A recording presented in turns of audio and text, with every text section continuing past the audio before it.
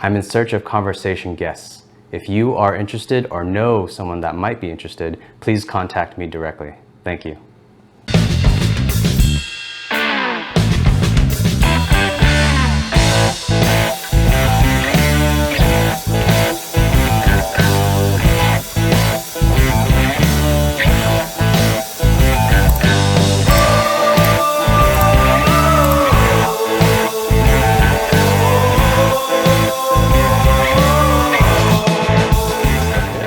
So Ryan, so the season just started, or are you in mid-season, or how's that going with NASCAR? Well, one of the series just started this past weekend up at Irwindale Speedway. It's called the Spears Southwest Tour Series. They primarily race on the southwestern states, primarily California and Nevada.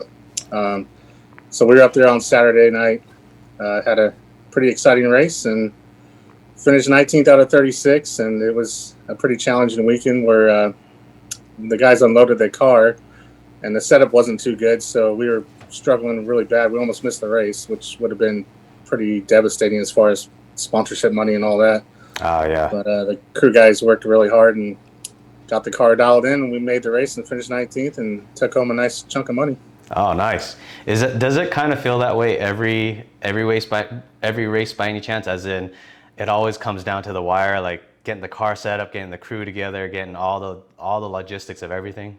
Absolutely. It's a lot of work. A lot of people think you just show up and take the car off the trailer and go on the track and that's it. But, we're at the track probably 12 to 14 hours a day when we're there, just setting up the car and everything.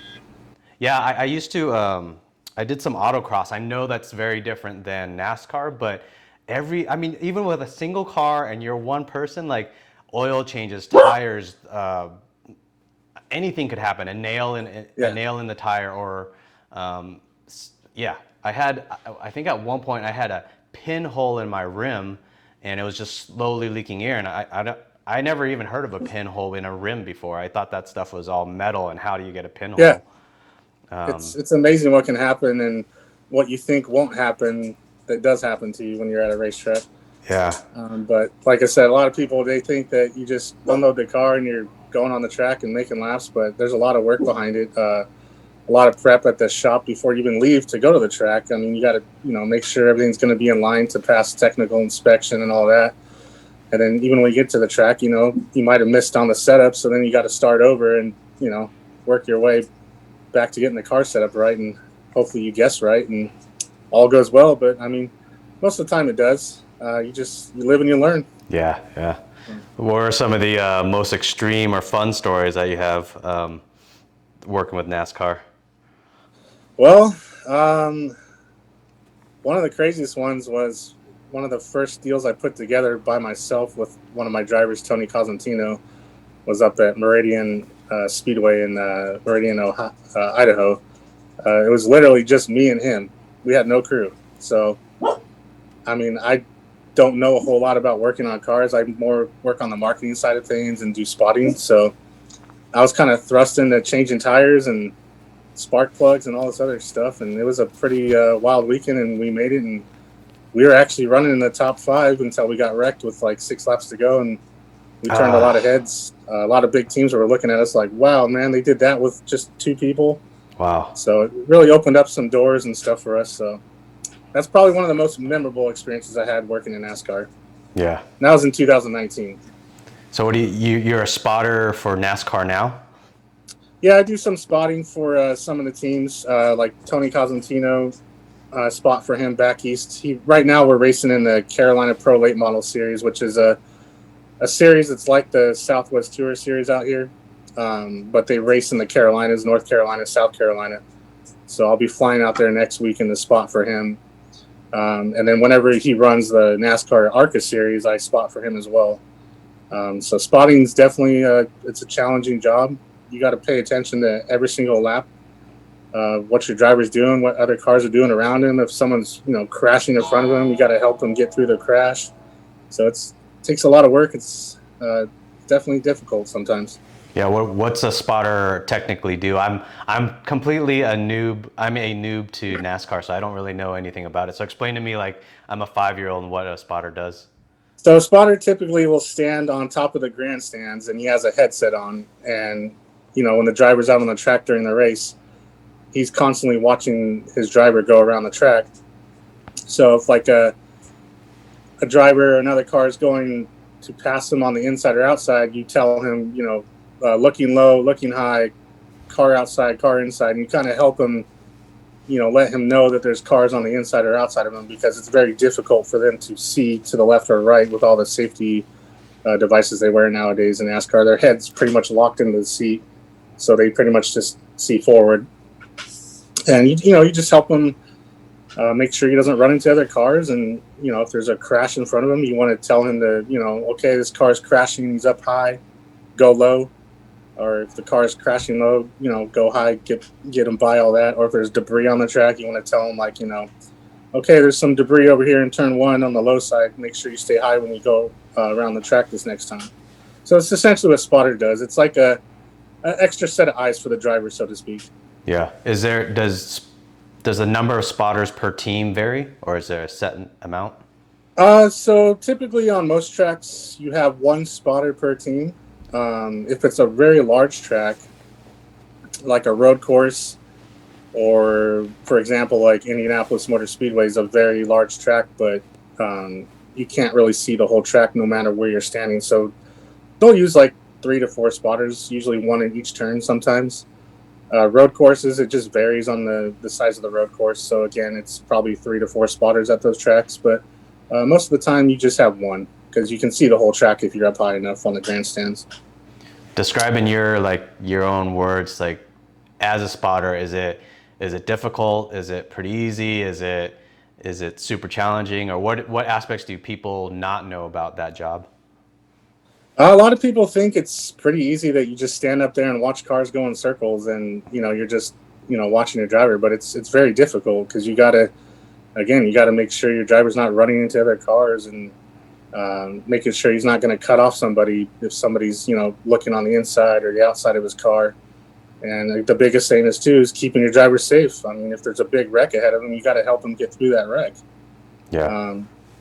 So it can be very difficult, especially on the short tracks, because those cars are always, bunched up next to each other the whole time. So it's very difficult.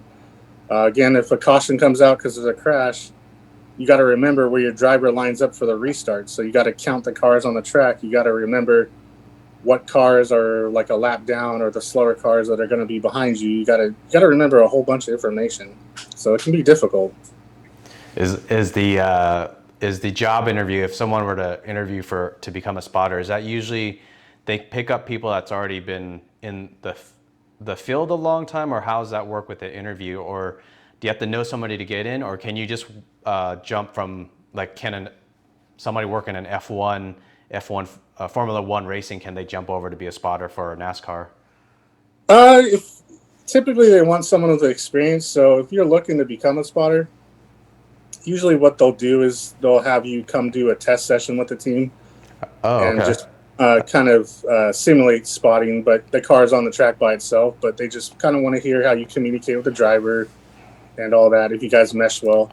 As far as a guy, if he came from F1, they probably would let him spot. I mean, it's very similar. I mean, the language might be a little bit different, but I'm sure it would work out. I think that's happened before, actually. But typically, most teams, the bigger teams, are going to want somebody with experience. So if you're looking to get your foot in the door, you're going to have to start with a small team, obviously. Yeah.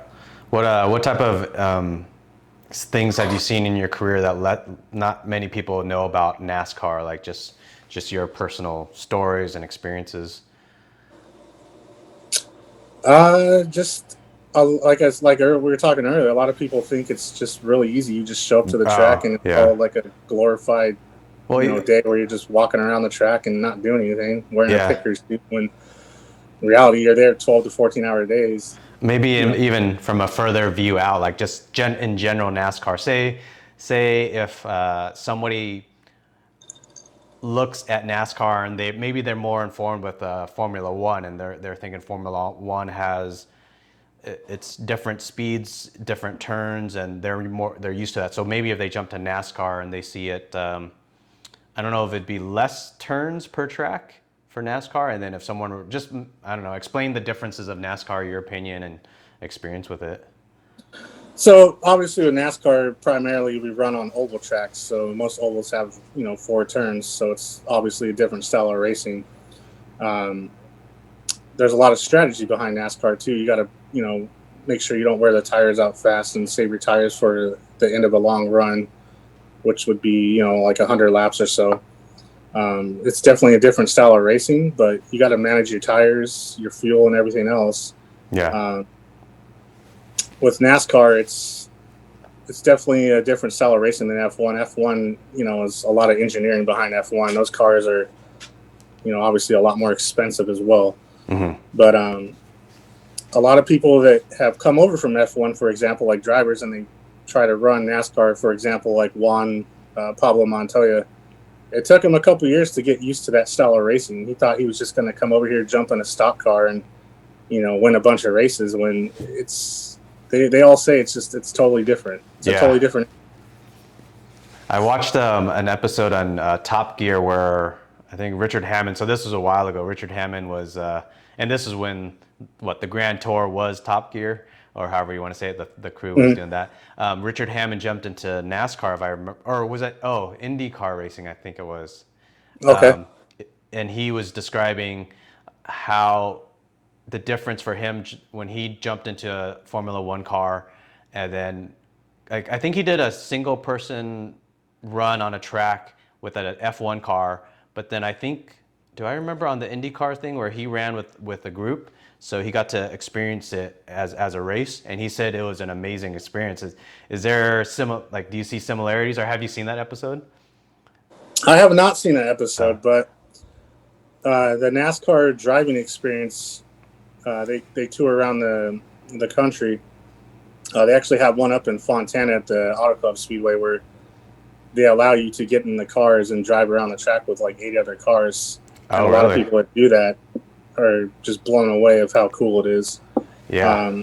I've done it personally. One of these days I want to do the IndyCar one because Indy cars are just insane. They're kind of like F1, but a little less technical advanced than F1, but they're still, I'm sure it's amazing. And I've heard from everyone that's done that, it's pretty amazing. Well, what's the difference between NASCAR and IndyCar racing? So Indy cars, obviously it's open wheel racing like a F1 car, similar body styles and all that. They primarily run on like road courses or street courses. Street courses is like a road course, but they run on city streets and set up like a temporary circuit. I don't know if you heard of Long Beach, the Long Beach Grand Prix. Yeah. It's one of the most popular races in Southern California, but that's considered a street course. So primarily run road courses and street courses, whereas NASCAR obviously is primarily on the ovals, and it's a full-bodied stock car where the wheels are covered and different sized engines and all that. Oh, I must be mixing up. I remember it wasn't open wheel racing, so it was closer to what I would think as a NASCAR that Richard. Oh, okay. And Richard was saying how exhilarating, because he's saying like an F1 car, it's so fine tuned. There's a different feeling. Yeah, there is fun in that, but there's also so much fun. He said, and I think it was NASCAR then. He said the car is a little bit more loose, sort of, on the track, so you're fighting the car, and it's really tough to make a turn, and there's a lot of skill in that. And he was actually saying it was more fun than his time in the F1 car.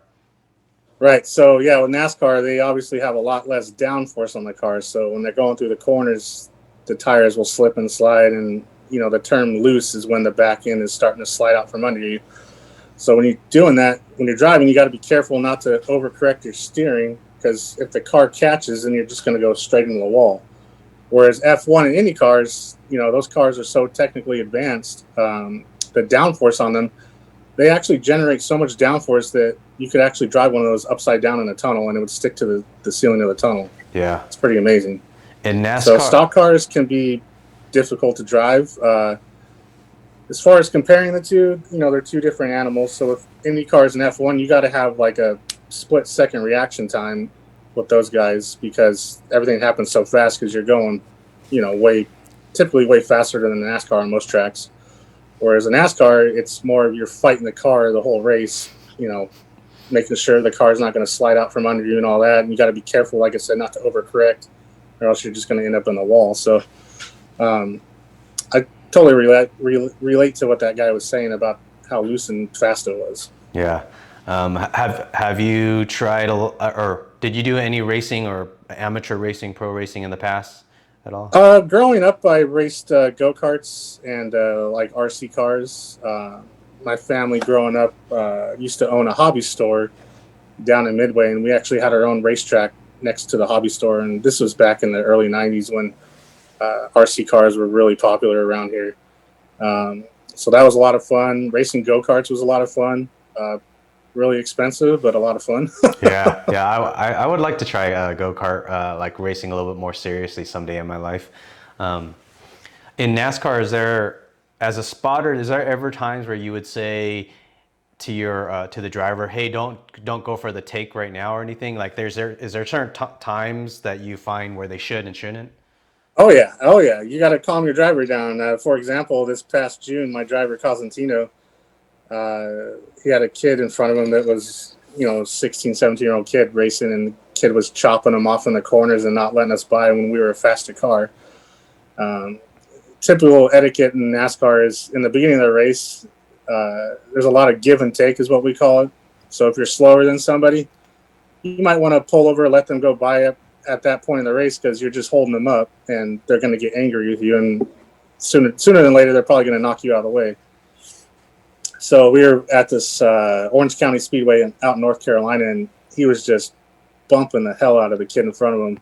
I mean, I thought they were going to wreck. And, I got on the radio. I said, "Hey, buddy," I'm like, "there's, 100 laps to go here. Let's not wreck the car. We got a long way to go." And he finally calmed down. But there's times you got to step in and kind of cool the driver down a little bit. Sometimes they get a little agitated. Wow. Is there I think I don't know racing much at all, and so in F1, I think I hear that there is. I heard that there's certain etiquette where if a faster driver's behind somebody, that there is a point where I don't know, the coordinators on both sides will actually call and tell the front car, "Hey, really do let this back car go."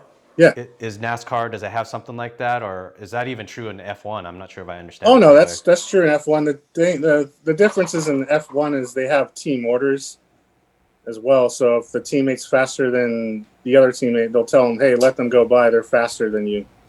It's very similar in NASCAR, except it's the spotter that tells the driver, "Hey, let's let this guy go. He's faster than us.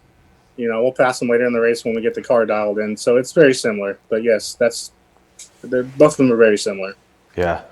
And when you said that the spotters in the grandstand, so the grandstand's where the crowd of the public people are too, right? Mm-hmm. So typically we're above the grandstand. So at most tracks you'll have the grandstands, and then if you ever watch a race on TV, you'll see sometimes they show the spotters standing up top, and they're all just standing there like watching the race. That's usually where we stand. Now with since the pandemic's began, obviously we don't have a lot of fans of the track, so a lot of times we'll just spot from the grandstands, social distancing, 6 feet apart and all that. Gotcha. But that's primarily where you're going to stand to spot. You want to be up high so you can see everything. Yeah. What's your favorite part of the job? I love it all. I mean, honestly, I really miss the fan interaction. It's really cool to meet people from all around the country when you're at races, and just seeing how excited they are to be there.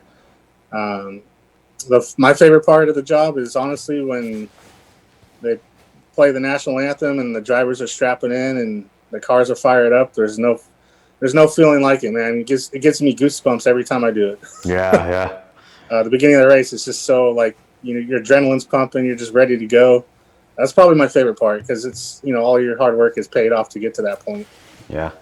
Where do you see yourself in the industry 5 years from now? And then on top of that, do you see things changing? How do you see it changing in the next 5 and 10 years for NASCAR? In 5 years, I hope to be involved in the Cup Series somehow with one of my drivers that I work with. I hope that works out. We'll see what happens. It would be fantastic to be involved. If I'm still involved with ARCA or whatever else, I mean, that's great. I just want to be involved at some capacity. We'll see what happens here with all this stuff going on right now in the world. But as far as NASCAR, there's big changes in the horizon. They're going to be running a brand new car starting next year. They're getting rid of the V8 engines. They're going to go to, from what I understand, a twin turbo V6 system engine. And then there's talk of hybrid technology coming in the sport in the next decade. All the manufacturers are kind of pushing for that because obviously that's where the world's heading for, passenger cars. Yeah.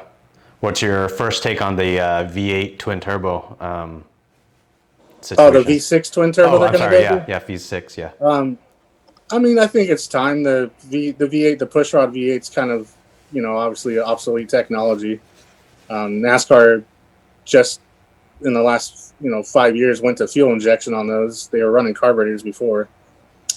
So I think it's time for a change. I'm all for it. I think it's still going to sound the same. A lot of people are worried that the cars are going to get quieter and not sound as loud and mean, but hearing the sounds from the testing that's going on with the V6 twin turbo, it sounds very similar. So gotcha.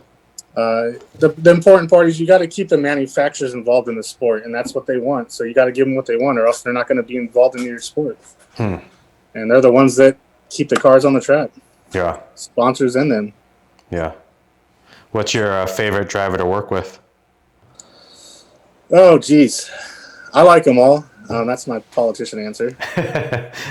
They all have their unique abilities and personalities. I like working with Tony Cosentino because he's just a really hungry guy that wants to get to the top, and he's got a lot of passion.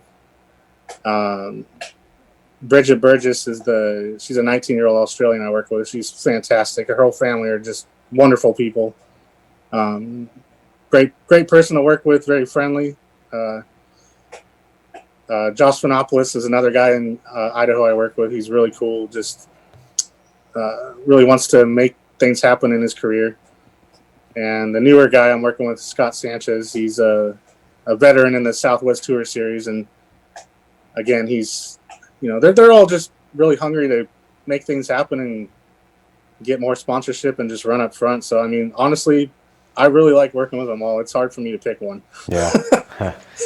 If someone that hasn't been to a NASCAR event before and they don't know if they should go, how would you talk it up to them to make them want to go? Or what's your view of NASCAR that would make them want to go? I always tell them that you're in for an experience, man. Like watching it on TV obviously doesn't do it justice because you're just watching it at home. But when you're there, the sights, the smells of the burning rubber, the fuel, the loud engines. Everyone that I've taken to their first race loves it. They're always like, "Oh my gosh, it's so much different than on TV." So I always hype up that part of how your senses are going to be. The sensor overload is what I call it. So just a great experience to be there in person. It's so much different. For someone that's a beginner, and then maybe someone that's been there a few times, and then even someone's that's gone quite a bit. Where's the, like, say when I watch football, the first time I watch NFL, I didn't, I'm watching the quarterback throw to the wide receiver. Nowadays, I'm watching the O-line and D-line so much. I'm watching that center. I'm watching the linebackers. I'm watching. Right.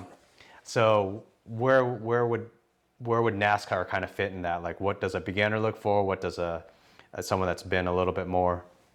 Well, a lot of times when people first go to the race, their first thing they say is like, "Oh, I want to see a crash."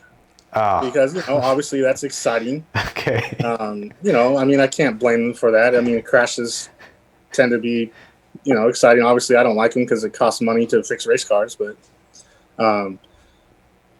they usually they're like, "Oh, I want to see a crash or a car spin out or whatever." But as fans go along, they start to learn the sport as a whole, like paying attention to where a guy started and how far he's moved up in the race as the race goes on. Like, let's say he starts 30th and he's up to 10th. They're like, "Oh, look how fast that car is." And they start to pay attention to the pit stops. Like, look how fast they're changing the tires and putting the fuel in the car and stuff like that. So a lot of times fans will once they start learning the sport, they'll start focusing on those other things that are pretty exciting to watch too, like pit stops and, restarts after a crash where they're all bunched up going 3 wide into the turn and all that stuff. So it's kind of neat to watch people like learn the sport and pick up on things. Do you find maybe working with many drivers, like do you see a certain level?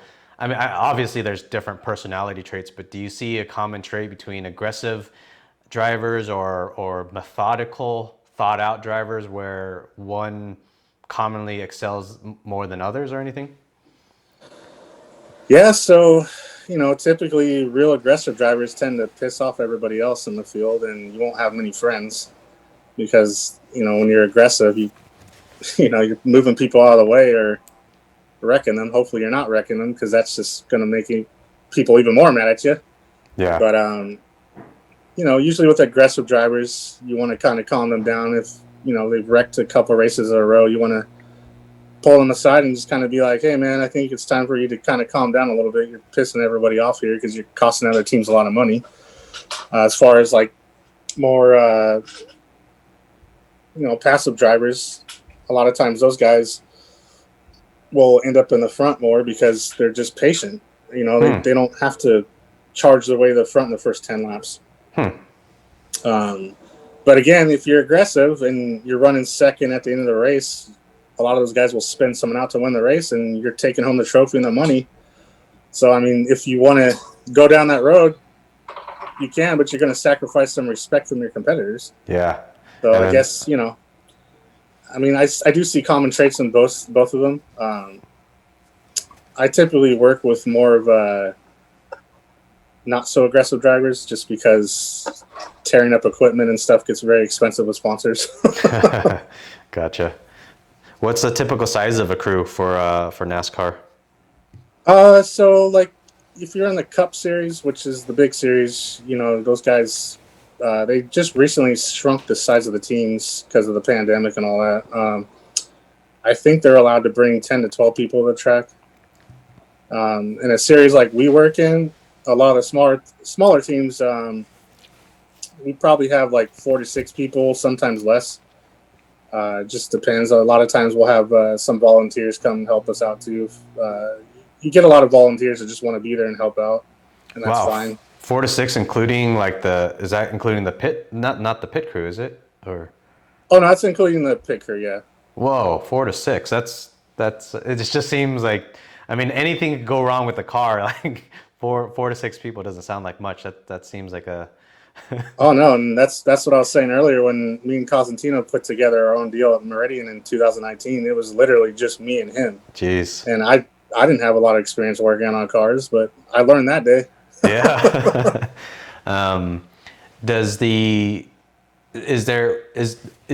Say it's 6 people that's in a crew. Are all 6 people all mic'd up and able to communicate while the driver's on the track, or is it only certain people?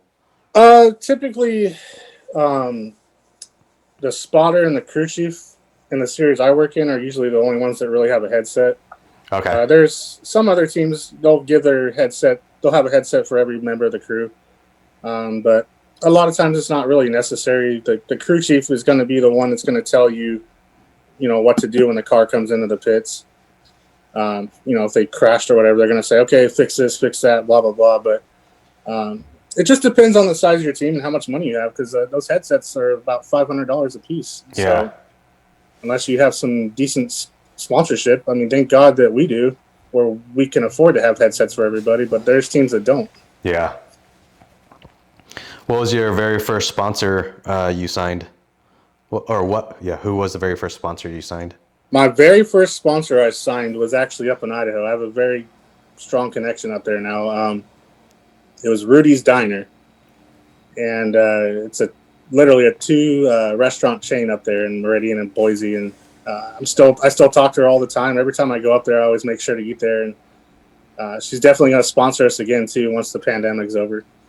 But she was the first one. It's Rudy's Diner. It's her and her brother own the restaurant. It's just a small diner, really good food, but never forget them taking a chance on us. Yeah. So I always make sure to give them free tickets when we're out there.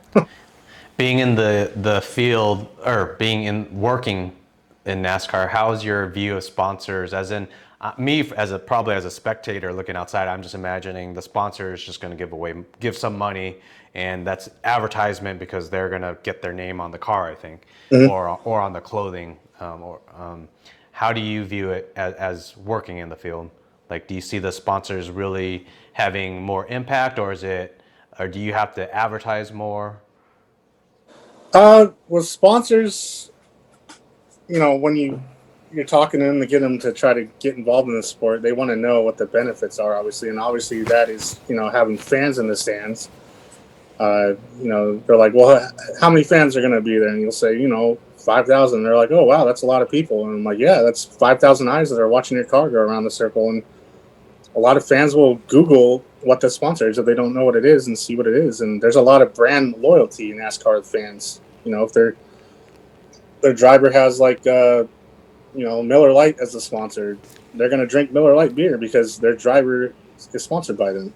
Oh So yeah, there's a lot of loyalty as far as fans go. If their favorite driver, they're going to buy that brand or use that brand or whatever the case is. But I just tell sponsors that you're going to get a lot of exposure with the fans there, and especially on TV as well, because you got to remember there's thousands of people watching on TV as well.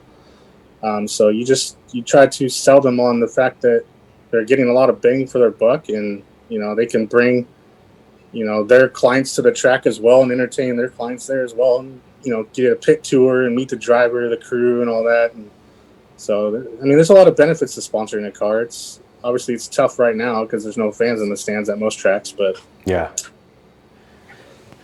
Is the what was I going to ask? The sponsor. Oh, how, like, say team of six, how many people are usually involved on dealing with the sponsors? Usually like two people from the team, one person. Is it all six? typically it's the marketing person, so it would be Oh, me. okay.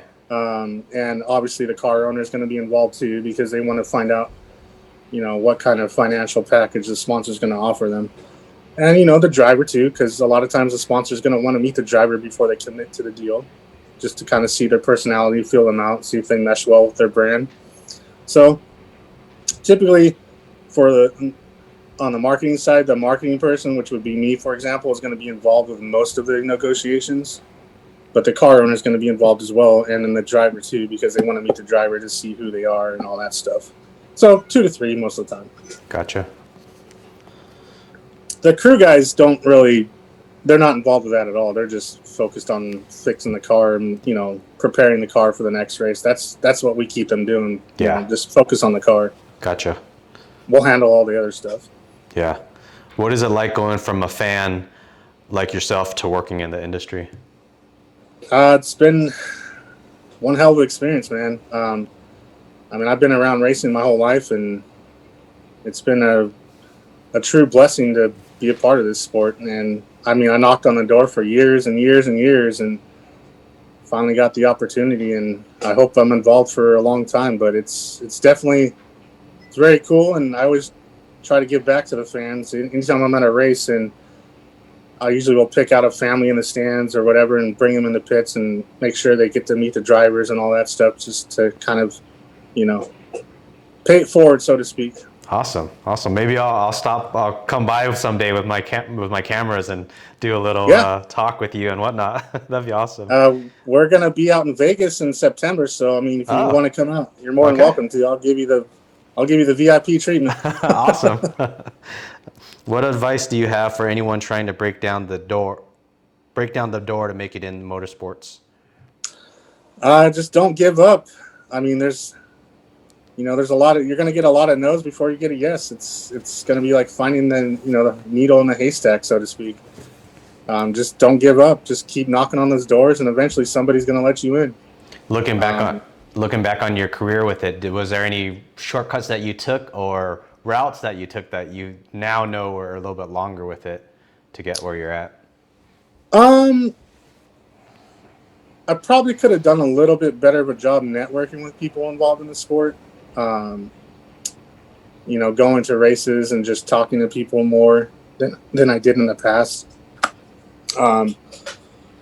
Fortunately, I have friends in the industry that, they didn't really help me get in, but it certainly helped to know them, so to speak. So obviously it does help to know somebody, but I pretty much did it on my own. It just took a lot of years to get involved. Yeah. How many people in your family have been involved in racing motorsports? So most of my family's been involved. So like my great grandfather knew the original owners of the Indianapolis Motor Speedway, so he used to sell sunglasses there out of a concession stand and some other stuff. And then his son, which is my grandfather, was a photographer there for many years. Um, he was involved for probably 30 years there, taking pictures at every Indianapolis 500. And then my dad's cousin was a racer in it's called the SCCA Trans Am Series, which is they ran like Corvettes and Camaros, those kind of cars. He raced for about 10 years. He doesn't race anymore. And then my uncles were involved as well with RC car racing and go-kart racing and all that. So, probably 5 or 6 of them were involved, but my whole family's just been around it the whole time. So, I mean, we know a lot of people in racing. Are they still involved? None of them are really involved anymore except me. Mm-hmm. One of my uncles, I think, is still out in Colorado, but it's more so just with go-kart and RC stuff. Yeah. But yeah, my great grandfather's passed away years ago, and my grandfather died too. So none of them are really involved anymore. What's your plans for 2021? How's the pandemic affected everything for you? Well, it's certainly been challenging to get sponsors like we used to, just because again everybody's kind of very tight with their money right now and their funding, because everyone's kind of just waiting to see what's going to happen with this COVID stuff. So yeah, it's definitely been challenging to get companies to open their wallets up to sponsor race cars, because obviously they're more concerned about keeping their business afloat. Yeah, I would think with the vaccine, hopefully within a few months, if more and more people get vaccinated, then that'd be great for big events, big social events like NASCAR and whatnot. Yeah, for exactly like this weekend at the Daytona 500 down in Florida, they're allowing 30,000 fans there, which is pretty good. So I've noticed that this year there's probably going to be some fans allowed at the races, obviously with social distancing and all that. But I agree with you. I think the vaccine coming out and everything, I think it's going to help kind of return things to somewhat normal. Yeah. I don't think it'll be totally normal for another couple of years, but we'll see. I hope I'm right. I hope you're wrong. I hope this next statement that I'm about to say is right. So I don't know if they're economics or economists and people that are studying kind of the financial situation and whatnot there, and even the psychology part. People are thinking that when social events open up and the pandemic itself calms down a little bit, it's going to be a massive influx of people wanting to get out. It's going to be like after World War II with baby boomers and so everybody wanting to get out and enjoy themselves and yeah. spend money. And Yep. I hope you're right. I mean, that would be fantastic. Yeah. I do. I think, to me, when I hear that and I kind of see how, like, my friends, all of them are so cabin fevered. They want to get out. I don't know how to explain it. Like, I see it, I feel it. It feels like a thick fog of cheese. Like, I don't know how to explain it. It's so thick on their emotional state that I could almost feel it. Yeah. Yeah, I have friends like that too they're getting cabin fever. Obviously, I can tell by talking to them. Some of my friends are still kind of scared to go out, and that's okay. I mean, I'm not going to fault people for not wanting to go out and catch this thing, but yeah, with my line of work, I don't have a choice. I got to go out, but I do see that as well, and I hope you're right about that as far as people getting out and spending money, and companies too, like, oh, let's go sponsor cars now. Everything's kind of getting back to normal. I mean, that'd be great. Yeah. I think it'll probably be my guess. I have no scientific information for this. I'm just guessing there's probably just going to be the weird transitional period where, as people start to get vaccinated, but not enough are vaccinated. So just that transitional period, I don't know how long that's going to be. Maybe 2 or 3 months, maybe. Where that period, I think it can have like if people start going to events and then all of a sudden a bunch of people get sick, but then the vaccination starts, enough people get vaccinated, so there's going to be some type of weird dip in social activities maybe, but hopefully it'll Yeah. roar after that. Yep. I hope so. Yeah. What's your favorite track to work at or be at? Uh, I mean, I like a lot of them. My favorite one, I really do like Irwindale, the one I was just at. I mean, that's a really nice facility. It's first class for the fan experience, for one. Um, the racing there is always very competitive. So that's definitely one of them. The other one I like I said, it's always going to be special to me is the one up in Meridian, Ohio, Idaho. Meridian Speedway will always be special to me. But I like those two a lot. And I like Hickory Motor Speedway back in North Carolina because it has a lot of history in the sport. It's been around since the 50s. So going back there just brings back a lot of memories because a lot of former NASCAR stars raced at that track too. So, I mean, there's a few. So, but Irwindale and Meridian out here probably the two that I like the best. What about Irwindale is special to you? Irwindale is just a really cool facility because it's, you know, kind of my home track now because obviously Cajon Speedway is not around anymore. So that's probably why it's special to me, and I get to go there a lot because it's kind of close by and all that. Yeah. Irwindale, is that by Palmdale? Irwindale is actually east of Pasadena. It's the northern end of LA. I don't think it's by Palmdale. Palmdale's, I think, more of a up to Cajon Pass, I believe. Yeah. I think you're right on that.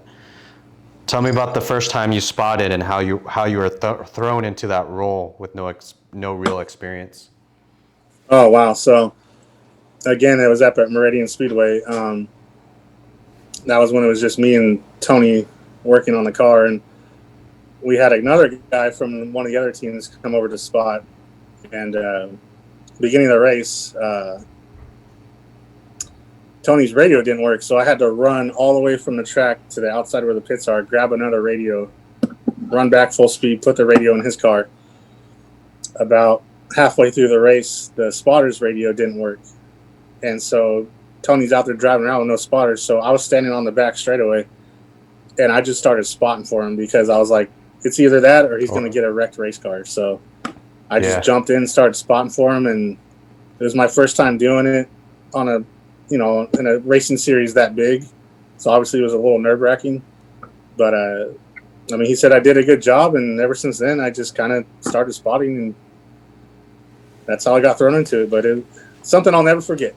Well, what are some of the good and bad stories of your spotting career? Meaning, I'm imagining after a race, the driver, maybe the crew chief, and you, I'm imagining would have some discussion afterwards, and maybe they would say, "Oh, good call on that one corner," or say, "Hey, Ryan, you fucked up, man. Why did you make that call?" Yeah, it's happened. It's happened to me. Give me some of those stories. So back in June when we were racing back east in North Carolina, it was the final laps of the race, and Tony was going under a car off turn 2, and I don't know why the guy decided to come down on him, but when he did, they made contact, and they both kind of just got together and spun out. And the crew chief jumped on the radio, and he was like, you know, kind of pissed at me because he couldn't really see what happened, but he's like, "Where was the spotter on that one?" And I'm just like, "Hey, man, I told him there was a car on the outside."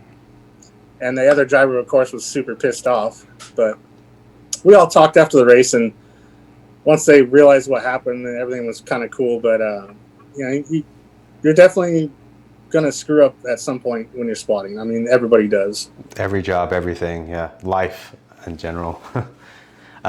In those, as a spotter in that moment, so do you happen to remember if you told the driver many seconds before, or is it really quick?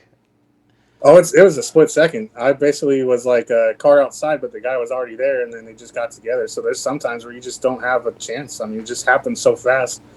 By the time you communicate that to the driver, it's already happened. Yeah. So you got to kind of anticipate that, as best as you can to prevent that from happening, but it doesn't always work that way. Yeah. Any good stories like that's a bad story, but where's a good one where you called something ahead of time and let the driver know or something like that? Oh yeah, so it was actually that same race when there was a crash in front of him and the car went straight in the wall, and I was like, back it down, back it down, back it down, like way ahead of time, and he backed it down, and the car behind him actually went in front of him and ended up getting involved in the crash. Oh man. So I just got lucky on anticipating what was going to happen. I was like, just back it down, slow down, because this car's coming back down the track, and sure enough, it did. Yeah. So, there's a lot of good things. It's really rewarding when you finish really well in a race too, and you're spotting, and everything just goes perfect. I mean, everybody's happy, and it's pretty rewarding when the driver's happy and all that. So yeah, totally. There's a lot of good. I mean, most of it's good, but there's some bad stuff that happens, and like you said, bad things happen in life. Yeah. Sometimes you just got to deal with it. Do you guys get recordings, or is it like after the race, do you have full recording of everything, including the audio, or how would you guys review your performance and whatnot?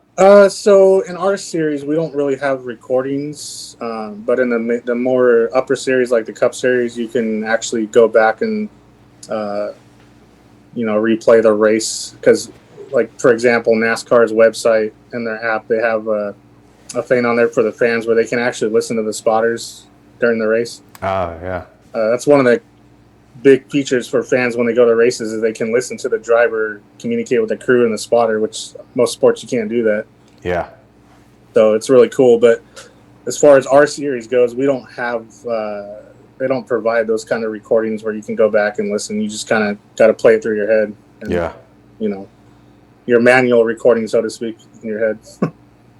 So one of your things that one of the questions you added in here was one of your teams, or your teams was one of the few to have their own photographer, and how has that changed other teams' views of that position? Is a photographer or actually describe to me what a photographer does in this specific setting first. So typically with a photographer that you bring to the track, they're going to take pictures of only your car going around the track. So getting those high-res images, you can implement those into what we call marketing decks to send off to companies to get them to sponsor your race car. So a lot of companies will want to see what the race car looks like, or, footage from a race, just kind of so they get an idea of what they're getting involved in. So when you have your own photographer, they're taking pictures of only your team. So your car, your driver at the track and all that. But it's great because you can use all that stuff for marketing stuff. And that's a huge help when you're trying to recruit sponsors, when you have all kinds of photos and photos of the team at your disposal to make marketing decks with. So I know I was one of the first ones to kind of bring them in this year. Some of the bigger teams have photographers, but a lot of times the smaller teams, they don't, because they can't afford it. So a lot of teams after this past year have looked at that and been like, oh man, that's a great idea. I think I'm going to find someone I know to come to the track and take photos of my car so I can implement them in the marketing strategies. Yeah. So that's kind of where it's changed on the front as far as that goes. Yeah. Yeah. I could connect on being a software engineer. When I've worked with companies that say they make a piece of software and they package it up, and if you make it shiny and nice, you could sell it for so much more. I mean, that's how photography works, from selling a home, taking nice pictures, to packaging up software. And I'm imagining marketing race cars, that's the same. Mm-hmm. If you get the right photos, unfortunately, that's more important to some people than the details. Sometimes, I mean, to me, I like to look at the details. I would look at, well, what's what's the color of the car? Will it be brighter? I'm thinking, will it be brighter than other cars? Will it stand out? I'd probably be looking at I would imagine most of them probably think about what's the placement, how on average, how I'm thinking a company that wants to donate or sponsor money, they want to know how on average, where do you place? I'm guessing that would be important, but sometimes the photo is more important to a lot of people, which I don't understand, but I do understand. Yeah, and there's some sponsors out there that obviously they're solely looking for performance. They're going to be like, well, where do you finish usually in a race? Do you win races or do you finish in the top 3? Well, a smaller team that I'm with, we're not quite there yet, but I always try to sell them on the fact that you want to get on board with us right now while we're growing, and you can grow with us and grow your brand with us. And people will see that you're loyal to us and you stuck with us when we were still building our team to get better. Yeah. So, and then there's some sponsors that don't care where you run. They just want their name on the car. You know, sometimes you get a egotistical person that just wants to put their name on the car. Like, I just want my name on the car. Like, okay, I'll do whatever you want. Pay me. Yeah. Do you ever take personal friends with you to work on the cars and help out? I think you mentioned that earlier, but if you want to add anything to that, you mentioned taking friends into the stands. Oh, so yeah, I mean, I definitely take a couple friends with me to the races to help out because they just enjoy racing. So I'm always happy when they do that because a lot of times, our budgets are limited. So I tell them, hey, man, like, can't really pay you much, but if you want to come work on the car for experience, you're more than welcome to. Yeah. So yeah, I do, and it's kind of cool to travel with them sometimes. A lot of times I'm by myself, and sometimes it gets lonely on the road, so it's kind of cool to have a friend with you. Yeah. So you travel. Do you drive normally or fly normally to the races? It just depends. So a lot of times if it's out here in the Southwest, since the pandemic started, I try to drive all the time. But if I'm going to like North Carolina, like I am next week for this season opener for the Carolina Pro Late Model Series out there, I'll be flying, obviously. So it's a good mixture. When I first started, I flew a lot more often than I do now. But, I'm sure that'll change once things get back to normal. I'll probably fly a little bit more often. But I don't mind driving to the track if it's like Phoenix or somewhere like that. I mean, it's not that bad of a drive. Or even where you live in Vegas, I usually drive out there. Yeah. It's not that bad. Yep. What's the craziest road trip you had? Oh, gosh. When I flew into Eugene, Oregon, 2019 for a race, I had a rental car, and there was a really big storm to the south, and that's where I was going, down to Roseburg, Oregon.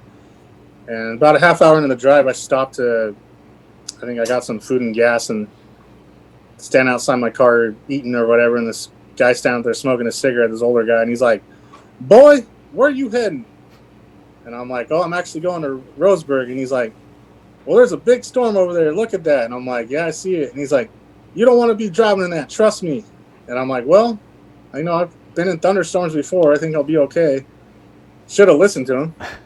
So got in the car. I'm driving down the road on the 5 South, and I've never been in rain like this. I couldn't see in front of me like anything. And all of a sudden, I'm seeing like these blinking red lights getting closer and closer. And I'm like, what in the hell is that? And all of a sudden, it's a semi that's like jackknifed on the road. And I go to slow down, and there's a car behind me. He can't see in front of him. He ends up hitting me, spins me sideways. I'm heading for the semi. Like, I thought I was going to die for sure. Last second, I don't know how my car got traction because I just nailed the gas, and I ended up spinning up some grass hill. The guy behind me ended up spinning in front of me. We both stopped, and we're both just like, oh, my God, what the hell happened? And right after that happened, the storm, like, stopped, like, instantly. Craziest thing ever been in ever. Craziest storm I've ever been in. Yeah. But I was very lucky. That was probably the craziest road trip I've ever been on. I really thought I was going to die that time. Wow. What in a season? How many races are there, and are you at every race for that season?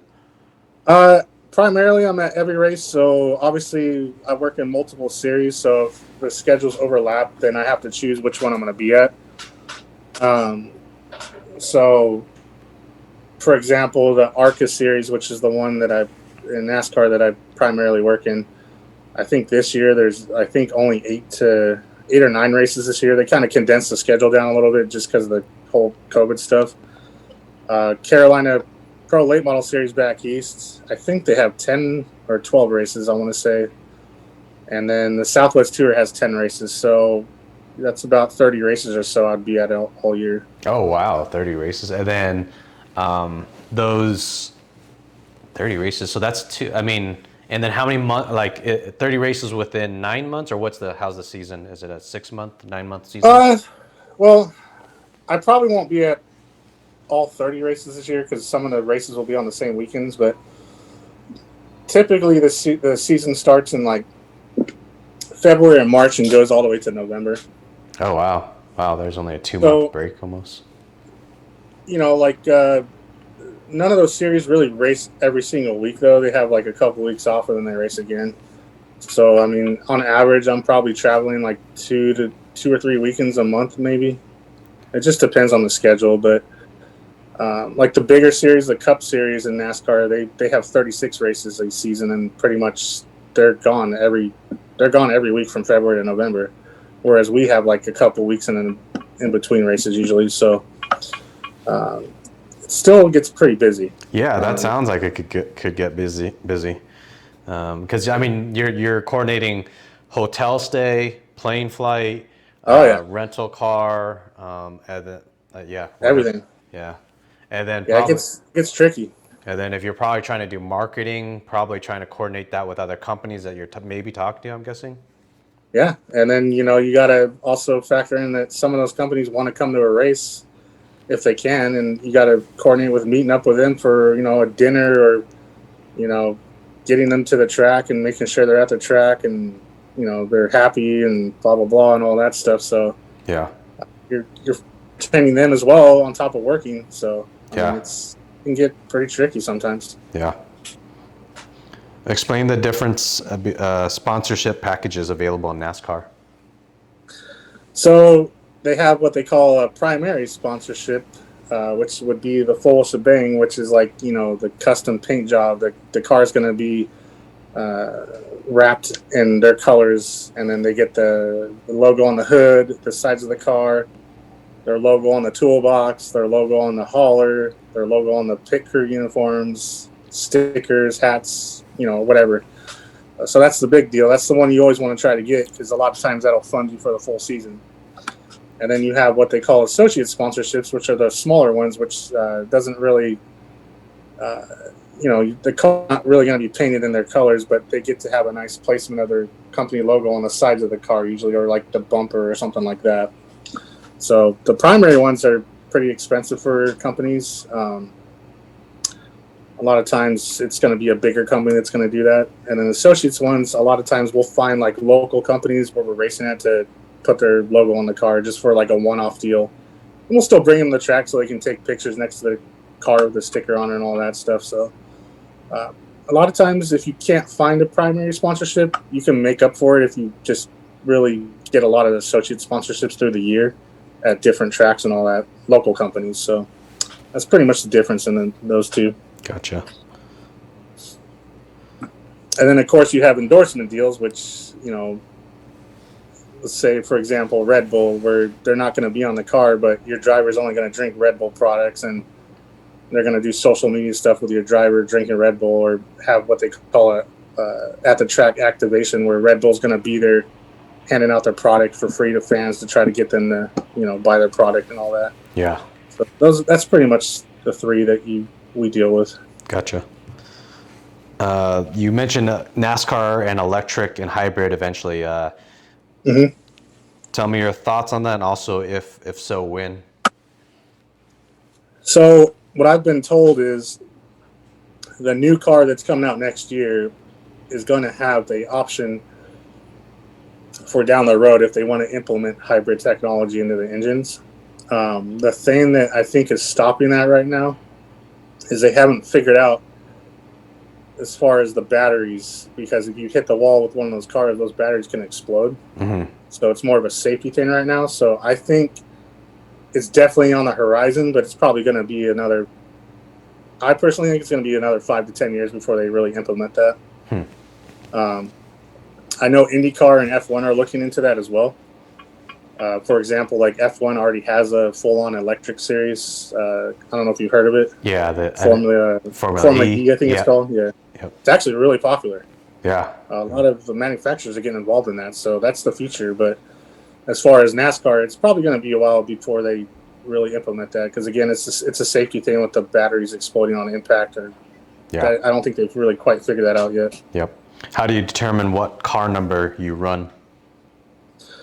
So you can request the car number from NASCAR, what you want to run. A lot of times they'll assign you a number.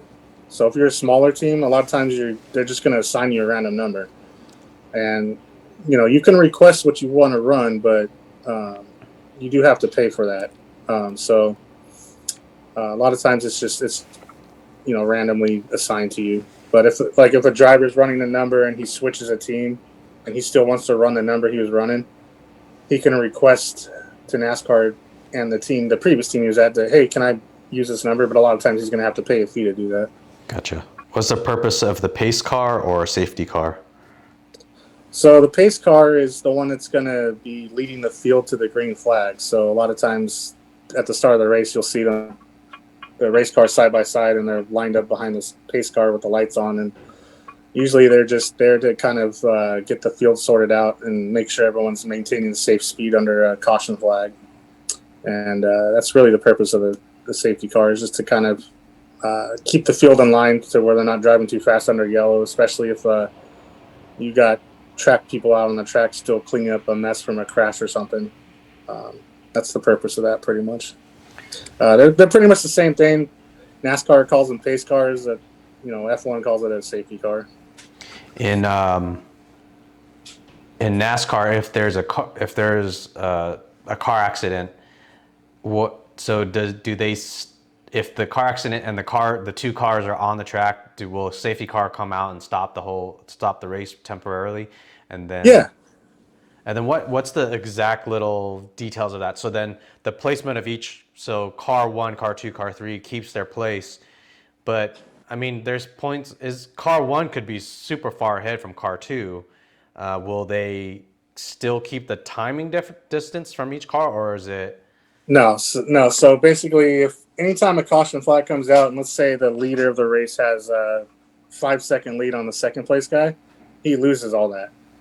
So at the next restart, they're going to actually start side by side going on the green flag. So you lose all that advantage. Oh, side by side too, not even. Mm-hmm. Oh, I would have imagined they would have put car 1 in front of 2, and then. No, that's interesting. Yeah. Well, it used to be that way. I think in Formula 1 and IndyCar, it's still single file restarts, what they call it. But about 12 years ago, NASCAR implemented what they call a double file restart. So car 1 and car 2 are going to be side by side, and 3 and 4 and so forth. Yeah. So yeah, unfortunately, you lose that advantage you had. So that sounds like a terrible. I don't know. I find that. Well, actually, okay. How on average per race? How often is a car crash that results in that type of restart per se? I mean, it can happen quite a bit. It just depends on the track. So I mean, it happens a few times a race on average. Wow, that's kind of it sounds unfortunate, but. Well, and here's another thing too. NASCAR implemented a few years ago. They have stages in their race now. So let's say stage 1 is 100 laps. After stage 1, they throw the caution flag and bunch everybody up again. And then they have stage 2 after another 100 laps. Same thing. They'll bunch everybody up again. So what's your? They've done that too. Huh? Oh, go ahead. They implemented that to make like a race within the race, so to speak. So you have stage 1. Okay, stage 1. If you finish first in stage 1, you get a 10-point bonus for the whole race. If you finish, third in stage 2, you get a 5-point bonus for the whole race, and that's 15 extra points you're getting for the whole race. And then, of course, stage 3 is the end of the race, and wherever you finish, and they add that 15-point bonus to your point total, if that makes sense. So yeah. No, it's kind of confusing in a way, but NASCAR's done that to kind of make things more exciting, so to speak. There's some people that don't like it, and some people do. It's kind of I guess it depends where you finish, if you like it or not. Yeah. What's your personal opinion on it? At first, I kind of didn't like it. Like the series I'm in, we don't have that. It's only in the Cup Series that does the stages. Oh, okay. Because our races are kind of short to where we don't really need that. So like a Cup race usually is, on a smaller track, a Cup race is sometimes 400, 500 laps, whereas our series it's usually 150 to 200 laps, so we don't really need a stage thing because it's going to be too short. But at first I didn't like it, but I mean, I kind of understand why they did it because it has made racing a little bit more exciting. Gotcha. So I think it's here to stay, but I don't think they'll ever implement it in our series just because our races aren't as long. Yeah. Why do the cars turn left and right before they go green? A lot of times they're scrubbing debris off their tires and trying to keep the temperature of the tires up, especially if it's a cold day. Mainly it's just to kind of scrub debris off the tires and just make sure everything's good. You get maximum, grip for the restart, so you're not slipping your tires and, getting a bad restart. Yeah. Is there much or a huge difference between F1 tires and NASCAR tires? And if so, like what are the major differences? Oh, there's a huge difference. The compounds are different. The level of grip is different. I mean, obviously F1 tires are designed for, incredible the speeds they run in the corners and everything. So the engineering behind their tires is obviously, it's definitely a lot different than what we run in NASCAR. But it's mainly the rubber compounds and all that. And obviously F1 tires are going to be a lot more expensive as well. So that's pretty much it for that. But yeah, the NASCAR tires would they be harder than the F1 tires? F1 tires are maybe softer. So yeah, I think in F1, I mean, I'm not really too familiar with exactly what they run, but I think they do run a softer compound. NASCAR, I know they've been running harder compounds on some of them, but they're trying to, with the new car, I know they're trying to get back to more of a softer compound on the tires. I'm not too sure exactly what they're going to go with, but it's basically just the different compounds they use. Yeah. How much do crew people on a team make? Well, it depends on what level of team you're with. So if you're with like a bigger team, like in the Cup Series, you can make a lot of money. If you're in a series like what I'm in, a lot of times the crew guys on smaller teams are just, volunteer, but it just depends on, what the budget is for the team, the level of sponsor that they have. But even in my series, some of those guys make good money. I can't really quote you exact amounts because it's kind of a secret, but it's, it's enough to live off of if you do a good job. Gotcha. What do you guys typically eat or drink on race days, since most of them are 12 to 14-hour days? Well, prior to the pandemic, a lot of the teams would bring their own like barbecues and stuff, and we just, cook up, hamburgers, hot dogs, chicken, whatever else, stuff with a lot of protein in it, salads, all that. We try to eat healthy if we can, but a lot of times it doesn't always work out. Nowadays, a lot of times we just bring food to the track, or the track will provide food sometimes. But we try to keep it healthy with like sandwiches and stuff like that. I mean, it always doesn't work out that way. Yeah. But you definitely want to eat, a little bit often, as much often as you can to keep your energy up. Because if you're constantly running around all day, you get tired. And, eating often definitely helps fuel your body with energy and all that stuff. Yeah. Does NASCAR with, so the driver, for 200 laps, I mean, and if it's 12, is it 12 hours, 14 hours? So do they gotta go to the bathroom in the car? Yeah. So, when we're there for 12 to 14 hours, a lot of times the driver, if it's a 1-day show, what we call it, we'll get there in the morning. Crew will work on the car. Then we'll typically have a morning practice session that lasts about an hour. So the driver will be out there making runs for 10 laps and then come back in, make an adjustment on the car, go back out. And then there's usually like an hour break after that.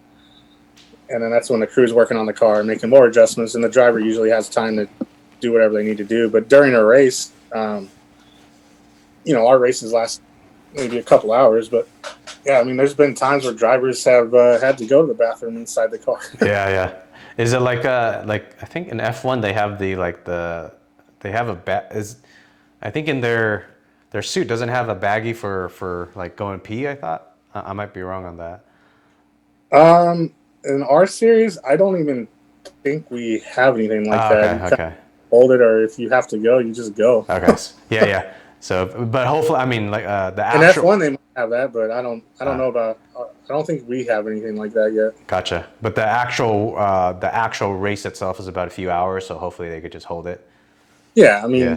mean, obviously in the Cup Series, their races run about 3 hours, so there's times where the drivers, from what I've been told in the past, there's a couple guys that have just kind of let it fly during the race. But our series, a lot of times it's short enough to where they can just manage and hold it until the Yeah. end. Yeah.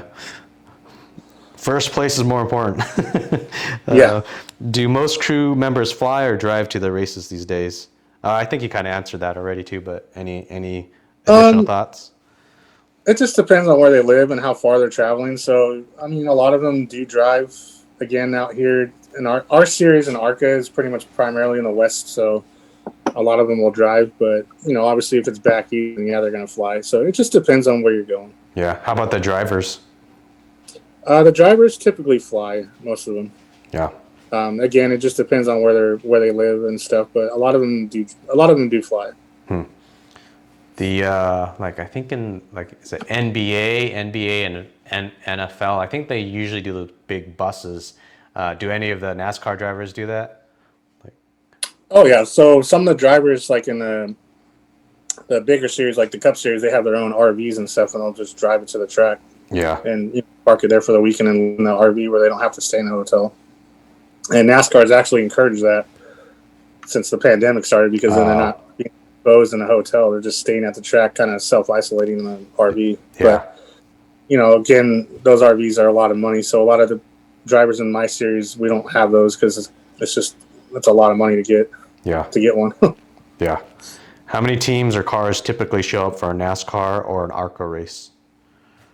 So as far as my series goes, last year our car counts were kind of low just because of the pandemic. So on average, I think we were getting about 14. There was a few races where we had like 25 show up. So it just depends on where we're racing and all that. As far as the Cup Series goes, they get about 40 per race. Hopefully this year in our series, we're going to get more cars showing up, and I think we are, because like we talked about earlier, things are kind of slowly getting back to normal. So hopefully we'll get a little bit more teams showing up. Yeah. Before, what was the typical numbers before? Was it like 50 or 60? Or even more? Prior to the pandemic, in Yeah. my series, sometimes 24 to 26 usually. Okay. Sometimes it depends on the track. I mean, sometimes there'd be 40, 50. Gotcha. It just depends. Yeah. What is the purpose of a technical inspection of the car before they're allowed to race? So typically, they're going to have you go through tech before you go on the track, because they want to make sure you're not trying to pull any funny business with the car. Like, you're not, they want to put a body template on and make sure the body's in line with the rules, and you're not trying to, take advantage of some sort of, engineering advantage or something like that. They're going to make sure that all your safety features are up to par, that everything's good to go. You got a fire extinguisher in the car. Just more of safety stuff too. They just want to make sure the car is put together right, and it's not just just showing up with some car that's half-ass built where it's gonna kill the driver in a crash. Have you what in your time have you seen other teams try to sneak something in, and what was it? Oh yeah, man, it happens a lot. I've seen people play games with like the roof, the height of the car, the weight of the car, like just little things like that. They'll do some trickery to the tires or something like that. But a lot of times you just kind of don't really say anything because you don't want to get involved with it. Yeah. Let NASCAR do it. Yeah. But there's people that definitely try to pull stuff. If you get caught, you're going to get in trouble. You're going to get suspended, and you're going to get fined a lot of money. Yeah. So you got to decide if it's worth it. Have you met some crazy fans at the races? Oh yeah. Yeah, there's been some crazy ones, that's for sure. They usually the ones that have consumed a little bit too much alcohol, but I mean, a lot of them are pretty funny to talk to, and they're just having a good time, enjoying themselves, and that's, I think, what we miss the most is the fans at the track, because it's pretty cool to watch people just enjoy themselves, and they're there to watch you race and all that. So I've seen some crazy things. Seen people like jump through tables like the Buffalo Bills fans do, and stuff like that. Just wild behavior. Jump through tables like a like WWE type of. Oh yeah, yep. That's funny. Um, you mentioned working with Tom J, Tom W, Harold, and Doug. What do you want to say about them? So a lot of those guys I worked with prior to when I was involved with racing. So a lot of them definitely helped shape me who I am today for sure. I definitely was struggling in my early years when I lost my father and all that. So getting a stable job at Best Buy was definitely something that I needed to happen in my life, and those guys definitely kind of molded me into who I am today. So they'll always be special people to me for sure. And of course, Doug's kind of like a second father to me, and he took me under his wing, and all that stuff went down. So kind of kept me in line on track, so to speak, not to fuck up in life, So those people will always be special to me, and I'll always be involved in their life, and hopefully they'll be involved in my life for the rest of my life. Yeah. When you jumped into, I think you mentioned way earlier that there's days in NASCAR where you could jump into a NASCAR. So is that a paid event, or is that how does that work out? I think you mentioned something like that earlier. Oh, like a driving school type deal, Okay, so like it's we were talking about earlier. yeah. Okay, so Like, that's a driving school. well, it's anyone can do it. So it's actually happening this weekend up at Fontana Auto Club Speedway, where you can show up and pay. You can do a ride along, which is like $100, where you sit in the passenger side of a race car, and they take you around the track for like 5 laps at 180 miles an hour or whatever they go. And then you can pay to drive for one too, which is a lot more money, but it's pretty cool. I mean, if you really want to learn how a NASCAR works and all that, it's pretty cool to be able to drive one of those around the track at pretty much full speed. So yeah, it's called like the NASCAR driving experience or something. Yeah. So anybody can do it. How would you describe driving a NASCAR? It's pretty thrilling, man. I mean, there's nothing like it. I did it a few times at Auto Club, and it was pretty cool. You definitely have a new level of respect for drivers when you get behind one and you go full speed around that track. Yeah. And I'm pretty much by myself when I'm doing it, but I can't even imagine how they do it with 40 other people around them. I mean, you got to really pay attention. And that's where the spotter comes in to help them, make sure they're not going to crash into anybody. Yeah. Did it feel more like, does the car bounce around a lot more than you anticipated, or I don't know, describe it? Yeah, it definitely does. Going into the turn, you hit a part of the track, like a seam on the track or something, and it's going to make the car like you were talking about earlier with that one guy, like, oh man, felt like the back end was coming out from under me. Yeah. I mean, you got to really manhandle it around the corners, and yeah, it was pretty crazy. Yeah. I mean, I'd do it again, but I don't know if I could do it for 200 laps. Let's see here. So I have like 6 or 7 final questions. Okay, first question. What daily habits do you have that greatly improve your life? Daily habits I have that greatly improve my life. Recently, I've started exercising again, taking walks and stuff, and doing elliptical and all that. So that's definitely one. I've definitely been making a conscious effort to eat healthier and just try to keep my stress down, because this job can get pretty stressful. Yeah. Drink a lot of water, obviously, stay hydrated. That's pretty much it for me. What's the most stressful part of NASCAR, do you think? Or for you? For my job is waiting to hear if a sponsor is going to sign a deal or not, where they're on the fence, like, well, we're going to think about it. We'll get back to you in a week. That can be pretty stressful, because you're just hoping and praying that they're going to, sign a deal with you and get you that funding to get on the track. Another stressful part is obviously spotting and making sure that car comes home in one piece and it's not going to be wrecked, because then you're spending money to get it fixed.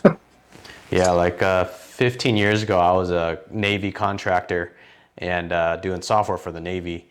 And I forget, it was like somewhere around twice a year, the talks of contracts would come up. And that was above my pay grade, but you hear the murmurs around the office, like people wondering if we're going to get this contract re-signed. and I was super fortunate through my time. I never got Hmm. let go, or my department never got let go. Um, but I talked to friends that stayed in that with that company, and they talked about when they went through Yeah. those expirations of contract and whatnot. And it sounds terrible. I mean, yeah, I can imagine super stressful. You lose your job, and then what the heck are you going to do now? And even leading up to it, as in, I knew every time. I didn't take it for granted. I don't think so back then, when I heard, every 6 months someone's like, "Oh, we're up for contract renewal again," or something, and I would sit there thinking, "Man, I hope we get signed. I feel like we're going to get signed, but there's nothing that guarantees it for you Yeah. until your boss or manager comes up to you and says, "Yep, we got it signed." Yeah. Yeah. Yeah. I mean, I totally relate to that. There's other times too in racing where, you know, one of the teams I was involved with when I first got in this series, this is back in like 2013. Um, I was with a third party company. It's not around anymore. It's called like 365 Media. And I was basically hired to do social media and stuff like that for them. And it was on a 1 year deal, but once that driver wasn't coming back to the team, the new driver usually brings in their own people. So I was pretty much told, go kick rocks, find a new job. Yeah. And that happens a lot in this industry because new drivers will bring in their own people to work with. So then you're screwed out of a job. But thank God that hasn't happened recently. But Yeah. it's definitely, it can be stressful when you don't know what's going to happen the next year. But, you know, this is why I work with multiple teams. So I at least have options every year. Yeah. When you mentioned like social media, Facebook and stuff, are you so you're the marketing person for your team now? Or what? I mean, tell me, is there a lot more emphasis on Facebook, Twitter? What else is there? I'm imagining you probably Instagram. Instagram. Yeah, we do a lot of stuff on Instagram. A lot of people like to look at photos and stuff, so we'll try to upload race photos to that. But Facebook's a big one we use. Twitter, we just let the drivers kind of handle that for themselves. A lot of drivers will do their own tweets, so we kind of just let them do their own thing for that. But Instagram and Facebook are probably the two that we use the most. I know some people are starting Snapchat, but we don't really use Snapchat right now. Yeah. Yeah, I was So gonna. those are the two we use. Yeah, I was thinking TikTok for the fun of it, but TikTok and Snapchat, I think it's a different world for me because I don't know enough about it. I imagine there's ways to market on there, and there's obviously some big money going through there too, because I hear some of the numbers, like the top TikTok person, how much they're getting paid. It's just Yeah, it seems crazy. yeah, it's crazy. Yeah, we haven't ventured into TikTok yet. Maybe that's something we'll look at this year, but we just know like the majority of people, and especially potential sponsors, they like to go on Facebook, and it seems like Instagram are the two they really like to use. Twitter, we'll do like in-race updates on Twitter where the driver's mom or the driver's girlfriend will tweet during the race like, okay, this is where they're running on the lap 70. But we kind of leave Twitter up to the driver to handle that part of it. All right, next question. What's the biggest problem nationally or globally? What should humans do to fix it? Well, I mean, obviously climate change is a pretty big one. As far as trash and stuff, people littering all over everywhere you look, there's people littering everywhere, which is disappointing. But obviously, the climate change can be debatable if it's man-made or if it's natural. Obviously, that's a whole nother topic. But I think that's a big one for sure. Yeah. And, obviously, what's going on right now with the COVID-19 stuff, I mean, that's a pretty big thing that we need to deal with, and hopefully we get a hit on it, which I'm confident they're going to with the vaccine and stuff, but we'll see. Yeah. The littering thing was interesting. I was watching Survivor Man with Les Stroud, if you know that show, and Mm-hmm. he was on some remote island like this. It was literally it was the episode where he gets into what's it called, inflatable raft that's from like a yacht or whatever, that they have an Yeah. inflatable boat or inflatable what would you call that, inflatable device, whatever, Mm-hmm. and he's in that, and then they the boat leaves him so he could be floating out in the ocean, and he encounters a small, tiny island that he said is probably 70 yards by 90 yards. Like it's a tiny little island, Yeah, that's and small. and then he finds trash on there. I'm like, dang, that's crazy. The littering thing. That I mean, this is global. This is, I don't Oh, I don't know if all the islands are like that, but if he found it there, then maybe that means every island has some trash on it. That's crazy. yeah, and then the oceans, like the Pacific Ocean, there's like literally like miles of trash, Yeah, you know, yeah, barges or whatever just floating around out there. It's like it's crazy. yeah, yeah. Yeah, I don't know what to do with the. I mean, well, that's a bigger. We're not scientists or company owners running, Yeah, trying to clean up litter. But I guess when I watched, I want to say about a year ago, some like young person. I think he was like 22 years old or younger, and he was building like these big boats that just use solar power, and they just go through the ocean and just pick yeah, up trash. That sounds fantastic. I hope that's the way to the future. I hope we find something. yeah. There needs to be some change for stuff like that, and hopefully, you know, another disappointing thing to me is out here in California and San Diego. I'm sure you remember when you were a kid, like the 4th of July after the next day after the on the beach, how people just leave their Oh yeah, shit everywhere. It's like pick up after yourself. yeah, yeah. Even unfortunately, even like yeah, big festivals and I don't know. NASCAR is the same. I think it's humans though. We all when there's a big gathering afterwards, it's just so trash. Yeah, there's so much trash. Something when I went to Australia about gosh, how long ago was it? Gosh, 15? No, 20 years ago? No, 10 years ago. Sorry, 10. Mm-hmm.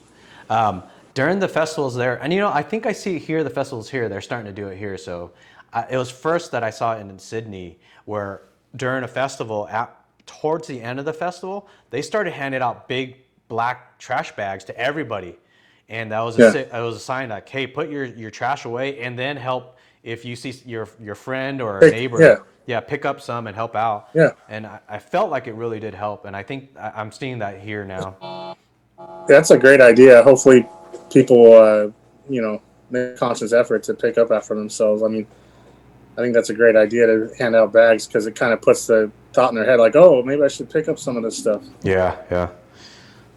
Next question. What do you think or know of cryptocurrency? I don't know a whole lot about it. I've had a few friends that have tried to get me to invest in it.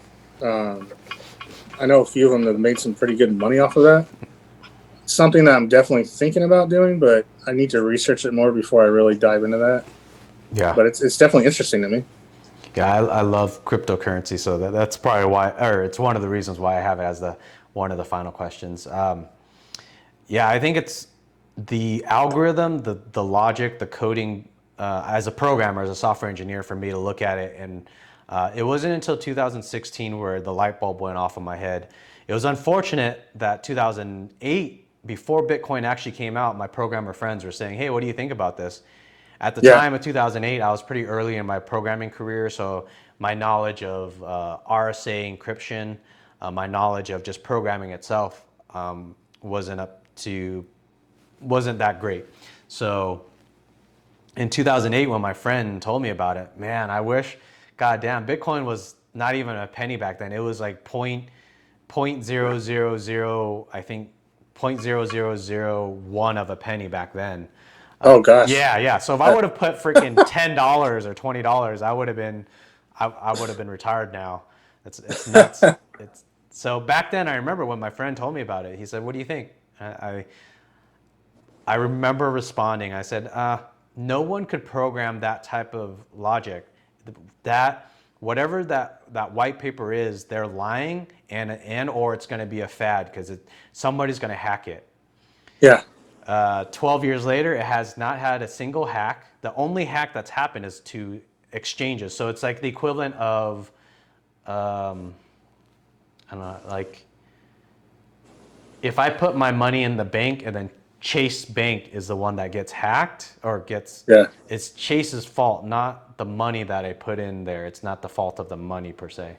So So then they're responsible for it. yeah, they were Yeah. responsible, as in they didn't secure their front door or they didn't secure their database. It was their fault. Right. As for Bitcoin and cryptocurrency, there's more than one cryptocurrency. Bitcoin just happens to be the most popular. Yeah, that's the one I obviously have heard of, and then there's another one one of my friends was telling me about too, but I can't recall the name of it. Yeah, maybe Ethereum. Hopefully, does that sound familiar? I don't know. He told me about it a while ago. We were Okay. at some wedding engagement party. That's when he was really trying to get me to invest in it. Made Yeah, some pretty good money off of it. yeah.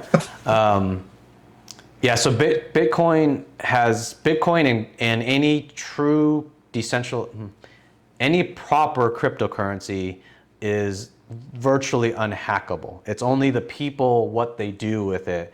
So Yeah. if you have a wallet on that blockchain and you expose your private key, like it's Yeah. like basically the password, then it's your fault.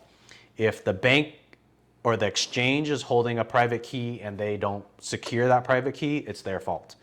But as for Gotcha. actually hacking the blockchain, there has been no evidence and or record of that ever.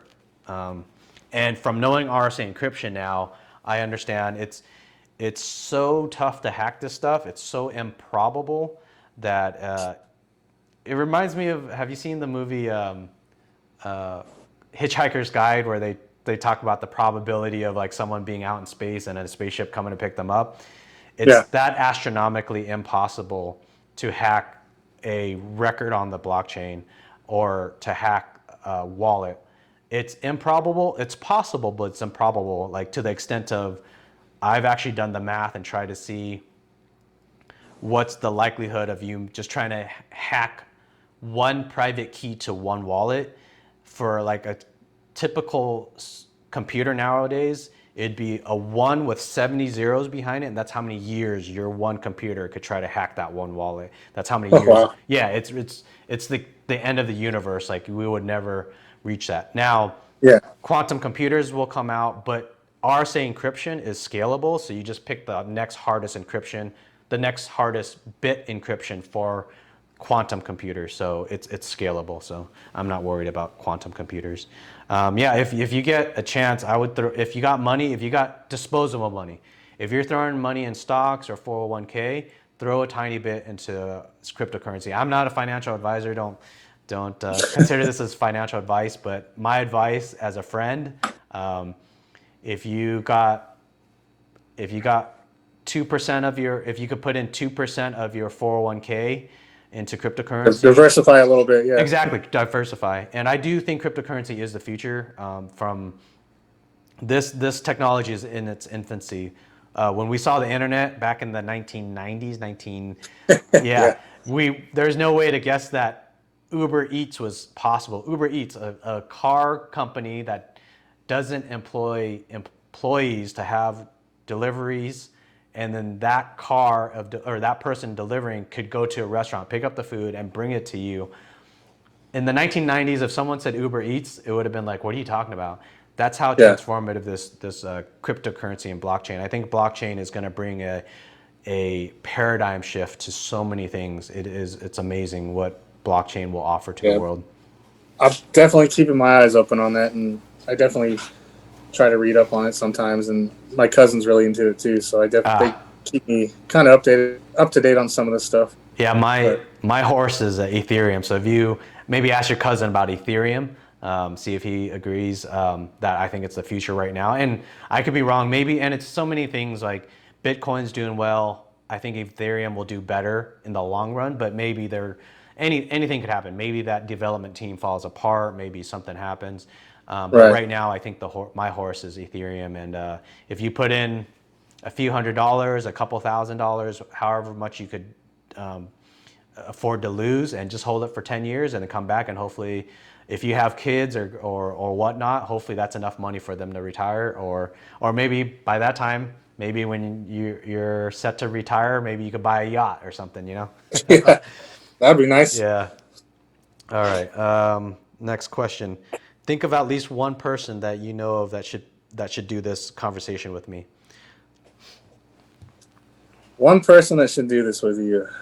Um, I think it would be cool to have a couple of my drivers on here. Yeah. Mainly the Australians, Bridget Burgess and her parents, to tell their story how they came over here from Australia with 2 suitcases and $60 in cash, and now they're racing in NASCAR. Oh So they have a wow. really good story about how how hard they work to get where they're at. They're really great people. Oh, that's awesome. Another one, Tony Cosentino. He worked in the Cup Series as a jackman on the pit crew, so he has plenty of stories for that. Those are 2 that come to mind for me, and then Awesome. Yeah.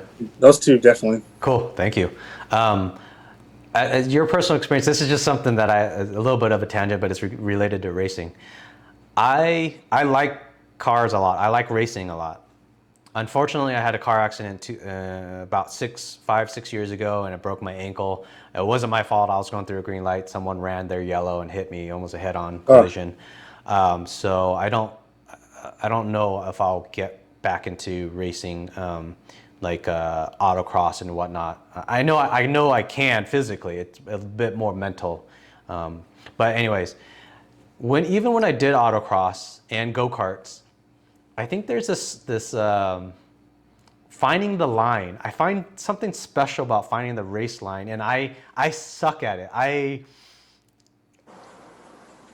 Even finding the line and then executing, even if I have someone that's talented and they're like, oh yeah, take that turn wide out here, but then cut it in at this point or whatever. Yeah. They tell me, and I'm able to like say I could do it, but the execution of doing it well. I don't know. What's your thoughts on? Have you personally been through that? Have you seen drivers do how they excel at it, or even you personally in a go-kart or whatever? Yeah, I mean, there's different. I mean, it's all about finding that correct racing line. So, like a lot of times at some tracks, will what they call diamond the corner. Like you enter low, kind of drift up a groove, and then when you're exiting the track, you're going to carry a little bit more momentum by diming the corner on the exit. So it's just all about finding your niche and the racing line. I mean, there's some guys that can make things work, and that's a non-traditional racing line, but it's all about just practice and just really trying to find the line that works for you and that you're comfortable with, and that's going to make your car go faster. So, I remember in go-karts and stuff, there's definitely what you were talking about, like enter this corner wide, but cut it down short, exit low or whatever next to the curb, because you can make up, like a tenth or two, on your lap time or whatever. So it definitely applies to what you're talking about with autocross and stuff. Yeah, I enjoy that. I enjoy it, but I don't know. When I think about professional drivers where they're doing 200 laps, 500 laps, that's where I'm like, well, that seems like that's not my type of personality. Just me personally. Like, I'm sure they look at me like, oh, how could you be a programmer? How could you be on a keyboard all day long? But so it's just different people like different things. And when I do enjoy it though, if I get 20 laps on a go-kart track or autocross, if it's 5 or 10 laps, yeah, if you could shave off tenths of a second, it's really rewarding. But Yeah. I don't know how to describe it, as in trying to find that line. I don't know how some people are so talented. How do they find it? What's the secret? How do they see Oh yeah. it? There's just people. I mean, there's obviously drivers out there that it's just their natural ability to do it. Yeah. I see it with the drivers I work with. I'm just like, man, they know what they're doing. I mean, you just kind of know when someone's got talent or they don't. You just can see it on the track. Yeah. But it's pretty amazing to watch it in action. I wish I don't know. I guess I'm looking for some. Maybe I'll ask the drivers if I'm able to interview them. Like, I want to know what's going through their head. I want to know. I want it explained in words for some weird reason, because I don't know how to do it. Every time I get on the track and try to find that line, and like, I wish someone could explain what they see, how they see it. Even though maybe you're right. Maybe it's something that's what makes a good driver. They probably can't explain it. Maybe. But it's not so much of just seeing it either. It's just the feel of the car and how it feels with the throttle response and how you're going through a turn or whatever too. A lot of it's just feel, and it's like I said, it's just sometimes it's natural ability where they can't really explain it. They just do it. yeah, I mean, it's pretty crazy. Yep, I agree. Because it's crazy how much. I mean, some of those. I mean, you're talking from maybe an amateur or enthusiast racer to a professional on some of these tracks. I mean, you're talking about like some massive difference of like 10 Yeah, seconds. Sometimes on a big track, maybe even like 15 seconds or something from a. yeah, Yeah, it's crazy. crazy. Yeah. Last question. Tell me in a few seconds or less about this conversation, as in what were you expecting going in and what do you think about it going out? The reason why I'm doing this is I may use this as a short collage as other people that are, before they think about interviewing with me or having a conversation with me, maybe I could show them a short collage of what people thought before and after. Going into it, I mean, I haven't done a podcast in a while, but it's definitely one of the more professional ones I've done. You're obviously very prepared with like questions and everything, so I definitely feel like talking to you is pretty natural. Like some hosts you go on and it's just like you can't really get a conversation going, but I feel like with us it was just like there was no dead air, so to speak. Awesome. Awesome. Thank you so much. And I think that's done. So what we'll do is I'm going to, well, actually, any closing thoughts? I forgot about that. Any closing thoughts? Just anything that you want to talk about that you haven't mentioned? Any? Well, I mean, if anybody I know that's listening to this and they're at a racetrack or they're going to go to a race or they live in a city where my race is going to be, I mean, don't be shy and come out. I mean, if I can get you in the pits, I will, and it'll be cool to catch up with old people from West Hills or whatever. So I'm just looking forward to a great season and hoping everyone's doing well and we can get back to normal life, so to speak. Awesome. I forget if we mentioned, so I think I did mention it, but I don't remember if you expanded on it. A question way earlier, it was you working with Tom J, Tom W, Harold, and then like a second dad to you, Doug. I forget if you went in on that enough, or if there's anything you want to add to it or not. It's up to you. I just kind of forget. Well, I guess I kind of covered it, but I mean, those three guys like Tom J, Tom W, Harold were guys I worked with at my old career at Best Buy, and they kind of definitely helped shape who I am today as far as like work ethic and all that. So, like I said, I definitely hope to be a part of their lives, and they'll be a part of my life for pretty much the rest of my life. I hope so. And then, my second dad, so to speak, Doug, is definitely, like I said, he kept me on the right track in life to do well. So, I mean, definitely appreciative of what he did for me when I lost my father. So, I mean, they're all good people. So, yeah. All right, Ryan, it was a pleasure talking to you. Thank you for being a part of this, and hopefully I'll get to talk to you soon. hey, man, thanks for having me on. I really appreciate it. And like I said, when we're out there in Vegas in September, you'll have to come get the VIP treatment at the race. Oh, awesome, man! I'll bring my camera, my gimbal, and maybe my lavalier system, and maybe mic you up, and maybe we'll try to do a small conversation while on the track. That'd be pretty cool. Hey, sounds great. Looking forward to it. All right, see ya. All right. Thank you. See ya. Bye-bye.